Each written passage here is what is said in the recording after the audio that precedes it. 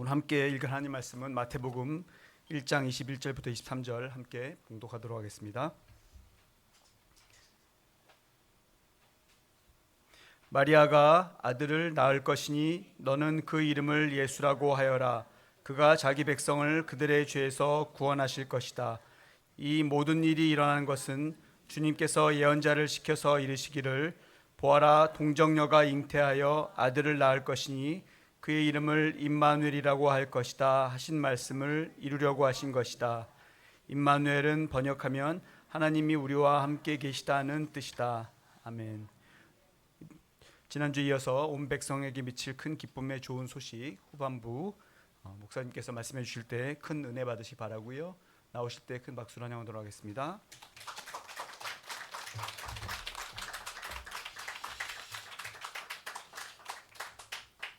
우리 성탄 예배에 온 가족들이 함께 예배드리는 모습을 보니까 너무 좋습니다. 너무 아름답고 너무 거룩하고 감동이 됩니다. 오늘 이 예배가 여러분들의 삶에 오래 기억되기를 바랍니다. 저는 개인적으로 주책인 사람들 몇 부류를 좀 생각해 보는데요. 첫째, 축구 선수들이 자기 골대 앞에서부터 공을 몰고 상대방 골대 앞에까지 몰고 가다가 혼자서 몰고 가다가 빼앗겨 버리는 그 사람은 주책이라고 생각합니다. 두 번째, 노래방에서 마이크 잡고 딴 사람에게 마이크 넘겨줄 줄 모르고 지 혼자만 부르는 사람. 셋째는 성탄 예배 때 찬양 프로그램이 7개가 이어져서 다 이루었는데 이어서 설교자가 또 설교를 그만큼 하는 사람은 주책이라고 생각합니다. 더 주책은 이렇게 해서 짧게 할 것처럼 암시해 놓고 또 계속 설교를 길게 하는 사람. 제가 그런 사람이 안 되기를 바랍니다.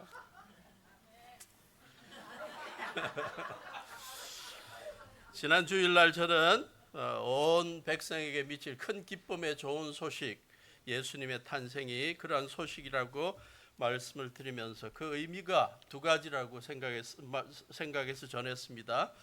첫째는 우리의 모든 죄와 허물을 다 대신 지시고 십자가에 달려 돌아가실 구세주가 이 땅에 탄생하셨기 때문에 우리 모두에게 기쁨의 소식이 된다. 두 번째는 온 세상 사람들에게 참 평강과 평화를 주실 유일한 분이 예수님인데 그분이 이 땅에 오신 것 우리 모두가 기뻐할 수 있다라고 말씀을 나누었습니다. 한 가지 더 덧붙이고 싶은 말씀이 있었는데 그것이 오늘 말씀입니다. 예수님이 이 땅에 오신 것은 하나님께서 자기 백성들과 어떠한 경우에도 함께하고 계신다는 것을 느끼고 깨닫고 살도록 하기 위해서 예수님을 이 땅에 보내셨다 하는 사실입니다. 아들을 낳으면 이름을 임마누엘이라고 불러라. 그 뜻은 하나님이 우리와 함께하고 계신다는 사실이다.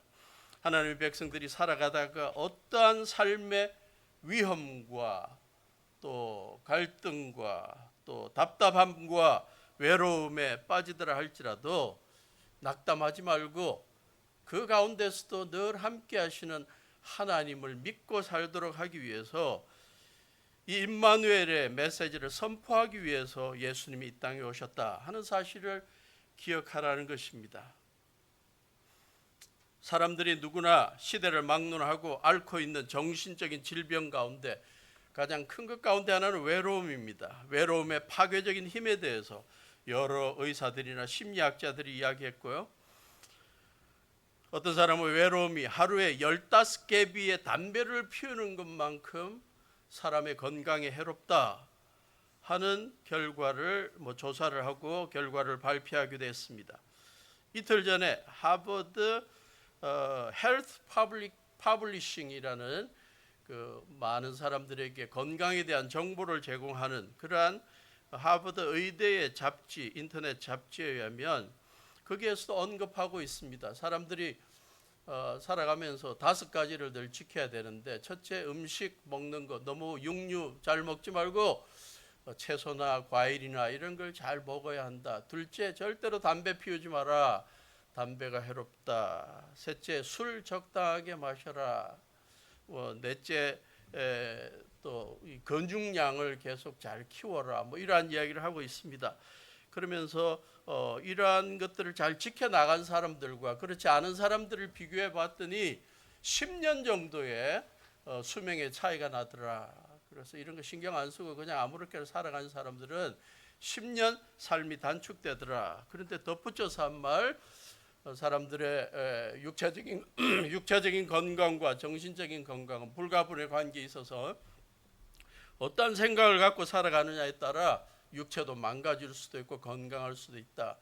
스트레스 많이 받으면 혈압이 올라갈 수밖에 없고 계속 우울증에 빠져 있으면 염증도 빨리 안 나와서 더 고생하게 되고, 마지막으로 요즘 결과를 보니까 사람들이 외롭게 살아가면 수명이 굉장히 단축되어서 조기 사망한다는 결과들이 많이 발표되더라.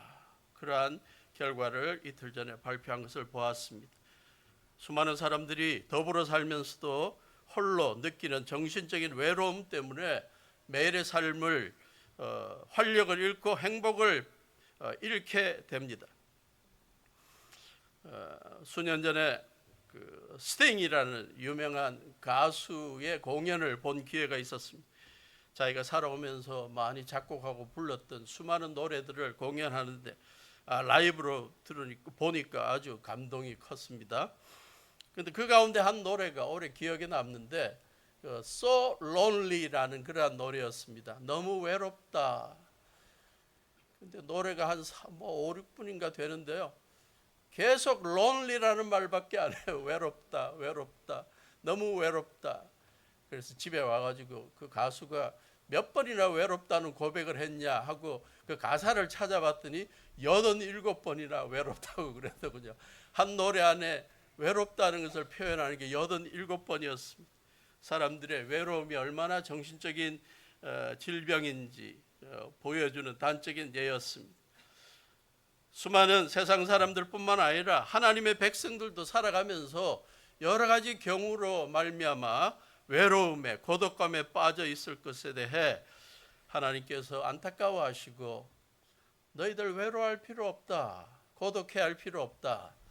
내가 너희들과 함께하고 있다 하는 것을 시시때때로 예언자들을 통해 지도자들을 통해 말씀하셨고, 가장 극적인 순간 하나님의 아들 예수님이 이 땅에 오셔서 그분이 바로 임마누엘을 보여주는 분이다 라고 선포하시면서 외로워하지 말고 늘 주님과 동행하는 기쁨으로 행복감 가운데 살라고 우리에게 도전하고 있습니다.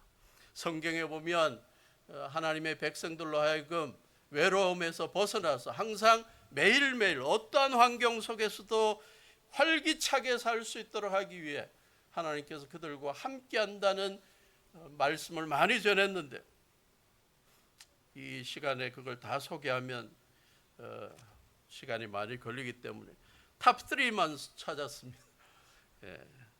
첫째, 창세기 39장 1절부터 3절에 하나님께서 택하신 요셉의 삶, 형들의 모함을 받고 시기를 받고 이집트의 종으로 끌려갔을 때 요셉을 이집트로 끌고 내려간 이스마엘 사람들은 바로의 신하인 경호대장 이집트 사람 보디발에게 요셉을 팔아버렸습니다. 우리의 주인공 요셉이 이제는 종이 된 신세 속에 2절에 보니까 주님께서 요셉과 함께 계셔서 앞길이 잘 열리도록 그를 돌보셨다. 요셉은 그 주인 이집트 사람이 집에서 살게 되었다. 3절, 그 주인은 주님께서 요셉과 함께 계시며 요셉이 하는 일마다 잘 되도록 주님께서 돌보신다는 것을 알았다. 요셉이 하나님께서 함께 하심을 스스로 믿고 살았던 것뿐만 아니라 요셉과 더불어 사는 사람들도 요셉에게 일어나는 일들을 보면서 하나님이 함께 하지 않고서는 저렇게 저 친구가 잘할 수가 없다, 잘 될 수가 없다. 우리 젊은이들이 요셉처럼 하나님이 늘 함께하고 계심을 믿고 살아가기를 바라고, 더불어 살아가는 사람들도 여러분의 삶 속에서 하나님이 늘 함께하고 형통케 하신다는 것을 보여주는 삶이 될 수 있기를 축원합니다. 수백 년이 지나서 유다 백성들이 하나님의 말씀에 불순종하고 살다가 바벨론 대제국의 나라가 빼앗기고 포로가 되고 수십 년 동안 낭망하고 있던 그때 이사야라는 이름의 예언자를 통해 주신 하나님의 약속의 말씀, 이사야 41장 10절, 내가 너와 함께 있으니, 너희 유다 백성들과 함께 있으니 두려워하지 말아라. 내가 너의 하나님이니 떨지 말아라. 내가 너를 강하게 하겠다. 내가 너를 도와주고 내 승리의 오른팔로 너를 붙들어 주겠다. 이전에는 온 백성들이 하나님 앞에 불순종하고 살다가 국가적인 패망과 절망을 경험했다 할지라도 이제는 너희들 정신 차리고 회개하고 돌아오면 내가 너와 함께 할 테니까, 너희와 함께 할 테니까 두려워하지 말고 내가 하나님으로서 능력을 보일 테니까 떨지 말아라. 강하게 세워주겠다. 도와주고 승리의 오른팔로 너희들을 붙들어 주겠다. 지금 우리 시국에 우리 나라에 필요한 약속의 말씀이 아닌가 생각합니다. 세 번째로 마태복음 28장 20절입니다. 부활하신 예수님이 승천하시기 바로 전에 주님께 주신 땅끝까지 복음을 전해야 하는, 예수님의 말씀을 전해야 하는 제자들에게 명령하시고는 너희는 가서 모든 민족을 제자로 삼아 아버지와 아들과 성령의 이름으로 침례를 주고 내가 너에게 명령한 모든 것을 그들에게 가르쳐 지키게 하여라 라고 명령하신 다음에 주신 마지막 약속의 말씀, 보아라 내가 세상 끝날까지 항상 너희와 함께 있을 것이다. 이 약속의 말씀을 붙들고 오늘 돌아가는 저와 여러분들 될 수 있기를 바랍니다.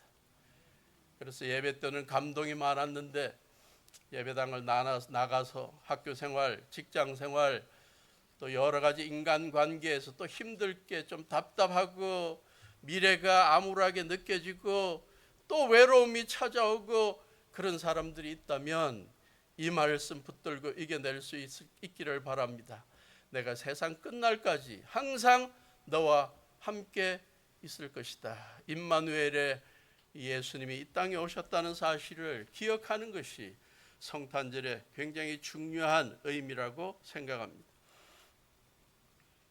끝나야 되는데 왜 안 끝나고 자꾸 하냐. 이야기 하나만 하고 끝내겠습니다. 1994년 두 명의 기독교 선교사들이 러시아 교육부의 초청을 받아서 러시아에 있는 큰 고아원에서 도덕을 가르치기로 하고 갔습니다. 그 고아원에는 부모들로부터 버려지고 학대당한 100명의 소년 소녀들이 살고 있었습니다. 크리스마스가 다가오고 있었고 이 두 명의 선교사님들은 예수님 이야기를 해야 되겠다. 예수님 탄생 이야기, 크리스마스 이야기를 들려주기로 했습니다. 어떤 아이들에게는 이 예수님의 탄생 이야기가 처음이었습니다. 마리아와 요셉이 베들레헴에 도착해서 여관방을 찾으려 했지만 방이 없자 결국 마국간에서 어린 아기 예수님이 탄생하는 이야기였습니다. 말구유에 놓인 이야기입니다. 아이들이 아주 관심 있게 들었습니다. 이야기가 끝난 후에 선교사님들이 종이 판지 몇 개를 나눠주고 또 아주 허름한 냅킨들도 좀 나눠주고 또 오래 입다가 버리기 직전에 여러 가지 전도 옆에 있는 걸 좀 나눠주면서 아이들에게 내가 했던 이야기를 한번 직접 만들어 봐라. 예수님 탄생과 관련된 상황을 한번 만들어 봐라. 그랬더니 아이들이 다 선교사님들로부터 종이 판지도 받고 또 이 여러 가지 다른 냅킨 같은 것도 받고 이렇게 해서 나름대로 각자 자기들이 예수님의 탄생과 관련된 구유도 만들고 또 예수님이 어린 아기도 만들고 이렇게 해서 다 만들었습니다. 그래서 선교사님들이 이 아이들 저 아이들이 만든 것을 보고 잘했다 그러는데 한 아이가 좀 특이한 그러한 결과를 만들어냈습니다. 구유도 만들어 놓고 아이가 덮을 이불도 만들어 놓고 다 했는데 문제는 아이가 2명이었습니다.